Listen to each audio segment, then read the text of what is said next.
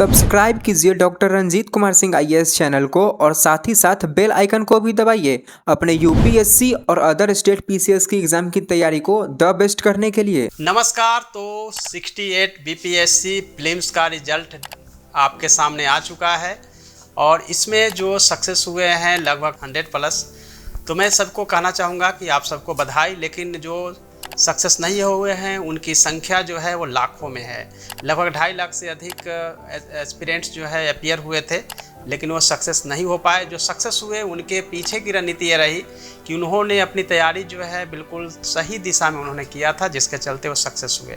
यह वीडियो पूरी तरह से उन सभी एस्पिरेंट्स के लिए है जो कि 68 बीपीएससी में सफल नहीं हो पाए हैं। उनके लिए मैंने यह वीडियो बनाया है, क्योंकि सबसे पहले तो काफ़ी हताश और निराश हैं। कई ऐसे कैंडिडेट हैं जिनसे मेरी बात हुई है, उनका जो कट ऑफ से 1, 2, 3 मार्क्स तक कम रहा है और काफ़ी वो निराश है और डिप्रेशन के लेवल तक पहुंच रहे हैं कि वो कैसे सक्सेस होंगे। तो उनके लिए मुझे जो है वीडियो बनाना पड़ रहा है और उनको मैं बताने जा रहा हूं। ख़ास तौर से उनको देखना चाहिए कि जिनके भी कट ऑफ मार्क्स बीपीएससी ने ऑफिशियली जारी किया था, उससे अगर 5 तक जिनकी कमी रह गई है, जिनके 5 कम हो गए हैं, उनको मुझे लगता है कि करंट अफेयर्स और बिहार स्पेशल पे ख़ास तौर से फोकस करना चाहिए। बिहार स्पेशल में भी देखेंगे क्राउन पब्लिकेशन या केबीसी नैनो की जो दोनों ही मीडियम में, हिंदी और इंग्लिश दोनों ही मीडियम में जो बुक अवेलेबल है, उससे करना चाहिए।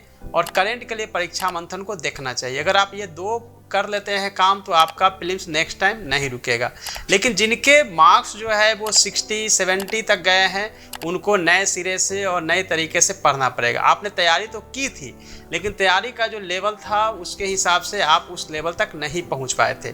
तो जो भी फ्रेशर हैं या जिनके स्कोर कम रह गए हैं, उनके लिए मैं जो बताने जा रहा हूँ, ध्यान से आप लोग सुने और उसको नोट डाउन भी कर ले। सबसे पहले तो जरूरी है कि हिस्ट्री में लगभग 40 प्रश्न पूछे जाते हैं। 40 क्वेश्चंस के लिए अब तक मैं आपको जो बुक बता रहा था उससे अलग अब आपको देखना पड़ेगा किरण पब्लिकेशन की जो यूपीएससी और दूसरे स्टेट सर्विसेज के लिए बुक आती है हिस्ट्री के लिए, उसको देखना पड़ेगा, जो कि स्क्रीन में आपको दिख रहा है। उस बुक को सबसे पहले आप रीड करिए। साथ ही आपको क्लास 6 से लेकर 12th क्लास तक की एनसीईआरटी की बुक्स भी हिस्ट्री के लिए लेनी होगी, जिसमें खास तौर से आपको देखना है कि 6 से लेके 10th तक की बुक जो है वो पुरानी वाली एनसीईआरटी बुक को ही आपको मैं कहूँगा कि आप लीजिए उसको, क्योंकि एनसीईआरटी जो पुरानी वाली है उससे ही क्वेश्चंस बनते हैं। तो हिस्ट्री की बात करने के बाद मैं ज्योग्राफी की तरफ जाऊंगा। ज्योग्राफी में केवल और केवल 6 से 12th क्लास तक की एनसीईआरटी की जो बुक है वह सफिशियंट है। इसके लिए कहीं से आपको कुछ भी पढ़ने की ज़रूरत नहीं है। तो ये 2 मैंने सब्जेक्ट बताया। तीसरे सब्जेक्ट की तरफ चलते हैं, जिसमें कि पॉलिटी में केवल और केवल लक्ष्मीकांत की बुक पढ़नी है। उसमें भी खास तौर से जो चैप्टर मैं बता रहा हूँ उसको आप लोग फॉलो करिए।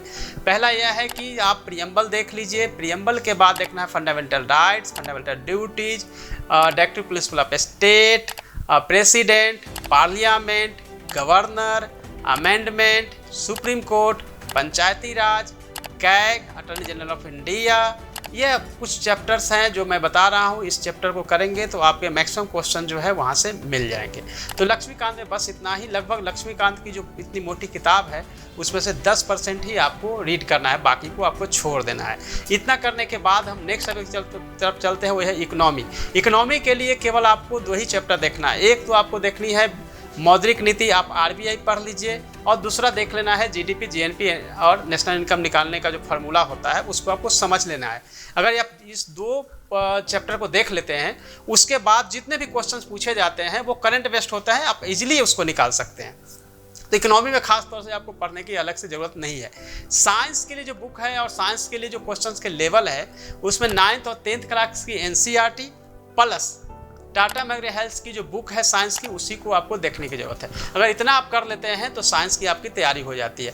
अब बाकी सब्जेक्ट को हम छोड़ देते हैं। बाकी सब्जेक्ट के लिए मेरे द्वारा जो लिखित बुक है केबीसी नैनो के द्वारा, वो जनरल नॉलेज की बुक, उसमें से आपको सबको पढ़ना है, क्योंकि ये लुसेंट से भी आगे की बुक है। लुसेंट से भी ज़्यादा अपडेट किया गया है और उसमें फैक्ट ज़्यादा डाले गए हैं। तो उस बुक को, मेरी जो किताब है उसको देख लीजिए।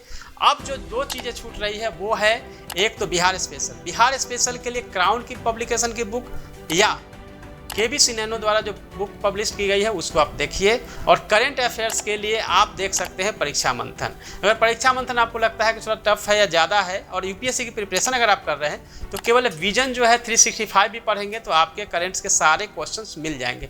तो जो भी फ्रेशर हैं या जिनके रिजल्ट इस बार नहीं हुए हैं और कट ऑफ से काफ़ी दूर रहे हैं, उन सभी स्टूडेंट और एस्पिरेंट्स को मैं कहना चाहूँगा कि आप जो मैंने बताया है उसी के हिसाब से प्रिपरेशन करेंगे तो नेक्स्ट जो 69th की एग्ज़ाम होने वाली है वो संभावित तिथि 30 सितंबर है। यानी आपके पास पूरे के पूरे 6 महीने का समय है। 6 महीने के लिए जो मैंने आपको स्ट्रेटजी बताए हैं और जो बुक बताया है उसके हिसाब से प्रिपरेशन करेंगे तो नेक्स्ट टाइम 69th में आपका रोल नंबर जरूर होगा।